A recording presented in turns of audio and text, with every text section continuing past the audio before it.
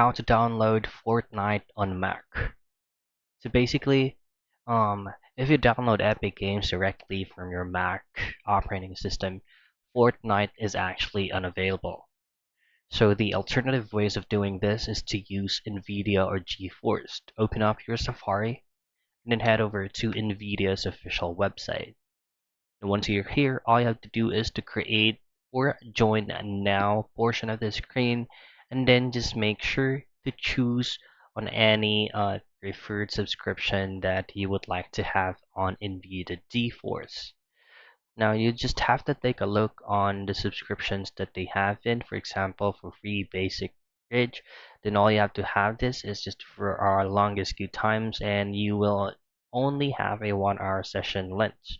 However, for performance GeForce RTX, you can have this for 6 hour session length, and for ultimate, you will have at least 8 hour sessions length. So just simply download or head into this website and go to this portion on the screen or download option, and then just scroll down a bit, choose Mac. Once you've downloaded the client right here, launch it, and then log into the account that you subscribed in and look for Fortnite. So that's the only way for you to be able to download and install Fortnite on Mac.